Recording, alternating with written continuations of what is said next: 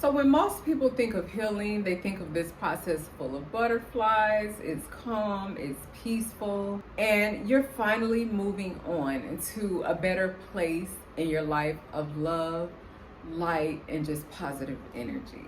But what if I told you the deepest signs of healing is actually anger? Not because you're becoming a bitter person, but you're actually seeing things clearly. If it hasn't yet, you probably haven't gone deep enough. So sometimes we can stay on that surface level of healing where it's just like, okay, I'm going to do these things and go through these steps that the book told me that I should go through, or that the video told me that I should go through. But when we start to understand and recognize that true healing is actually going deep and going into those layers that feel dark and that feel like we really don't want to go into, is where we're going to find that renewance, is where we're going to find that healing. We take it as if it's something that's dark, then that makes us a bitter person, when actually, in actuality, it's like if you think about an open sore or open wound or a burn. So when you first get that burn mark or that open sore, that healing process is not going to look pretty. It's going to be some red meat, it may be some pussing, a little bit of blood, just different type of stuff going on to where that wound has to heal up. And it actually doesn't start looking better until it starts to close after it's going through the healing process. But what we don't realize is that all of that's needed, those ugly stages, those rough stages, those hard stages. Maybe it's healing up and now it's starting to itch or it's starting to bother or be a pain. But all of those stages are needed and part of healing. That's the physical version of healing. But imagine that in a more mental and an emotional state of healing, something that you can't see with your physical eyes. To go deep means sometimes we may have to have that alone time with ourselves or get that therapy that may expose those deep wounds and those deep sores that we've never really exposed to anybody before, or that we don't necessarily want to open up or we don't want to expose, or maybe not even talk about it, because you can have a pain or something that hurts you so bad to the point where you told yourself that you wasn't going to think about it. You basically tried to make yourself erase it, forget it, and just let it go from your head. But it's like when you loop back around or when you think about it or you sit and you have that moment to yourself, you realize that it's still there.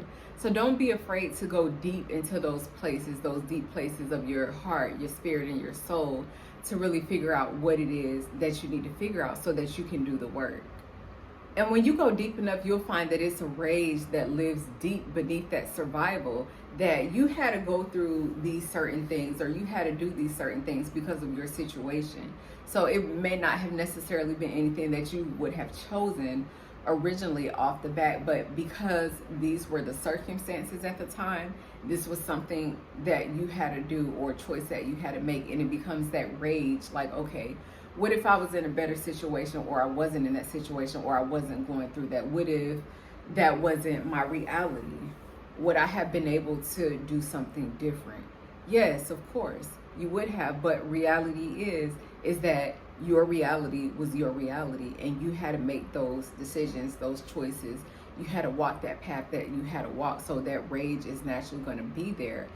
I think when you acknowledge that, that's the beginning of acceptance. That's the beginning of being able to go inside of that pain and really start to work out and sort how you truly feel about that, about how it's affected you present day, and about what it is that you plan to do about it. Sometimes that rage can come from when we realize how much of our lives was shaped by someone else's dysfunction. So when we come into this world, we're not first given the mind to make decisions for ourselves. So we don't have a choice over where we're going to live. We don't have a choice over the religion. We don't have a choice over the colors that we wear, the clothes that we wear, the people that we associate with. When you come into this world, you come into this world without choices. What you come into is what you come into. So the family heritage that you come into, the family history is already preset. The family ways that you come into, that's already preset. The type of people, the personalities that you come into, is something that was long existent before you. So it could be something that is a beneficial way of living, or it could be something that's full of chaos and dysfunction. But because you're a child and you haven't learned, you don't know anything about the world, and you had to learn from the people around you, just learning from their traumas from their mind, from their space, was the only thing that you had to rely on. So not realizing that those people could have had trauma of their own, and they only taught you in what they thought was the best way that they knew how. But at the same time, it left a scar and a mark on you because you didn't realize that you were taking on the trauma that they had from their childhood before you. So a lot of times we just think of our parents as like these superheroes, or the people that raised us as people that should have all the answers. They should have all the know-how. They should have all of the wit, and we just put them up on this pedestal. But when we take them down and when we stop doing that, we allow them the chance to be human also, and we can look at them as human and not put so much expectation on them, and realize that this is their first lifetime too, that they're learning all the things that we're having to learn in our first lifetime as well. But it still doesn't take away from the fact that their dysfunction is what you were taught, what was put into you, what was told as the way of life, that as you got older, you was able to see like, okay, something's not right about this, something is wrong, and I have to start to pick this apart, whether you pick that apart in therapy or just learning in life a lesson the hard way that, hey, this is not the right way to live, or this is not the right way to do things or conduct myself emotionally. And you had to learn those lessons the hard way, which can cause you to feel an internal rage as well. So much of your personality is created as being a byproduct of having to survive all the chaos that you came up in or that you went through at some point in your life. So we don't decide, like I said, the lessons, the space that we come into, but it does contribute to our personality, who we are and who we become. A lot of your choices were never really yours. They were coping mechanisms that were disguised or turned into your decision because these were circumstances that you had to deal with. These were events that you had come in contact with, or things that were just placed upon you and disguised as decisions. So then we tend to take that weight, we tend to carry that, hold on to it, and feel bad because not really recognizing or giving ourselves grace that, like, you know what, this was something that existed long before me. This was something that came long before me, but I just so happened to be in its, trajectory or its path, and I'm somewhat a result of that. And when you finally see it, it's not pretty, but it's definitely necessary. The reason it feels so heavy is because it's the first time your reaction finally matches your reality. So the way that you have been reacting to things, it matches the reality that existed long before you. But when you're able to see it, no matter how ugly, no matter how hard it is, then we're able to make those decisions and take on life and say, you know what, this is what it has been, this is what it was, but now I get to the point where I get to make a choice.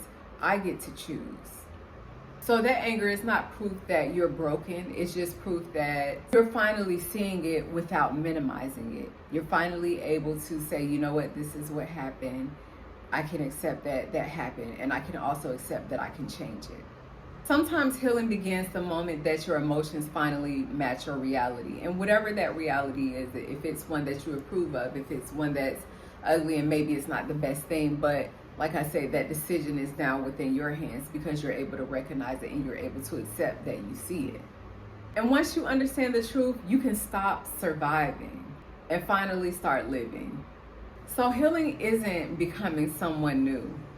It's finally meeting or developing or growing into the person that you're meant to be or that you were before you had to learn how to live in survival mode, before you had to do things for survival.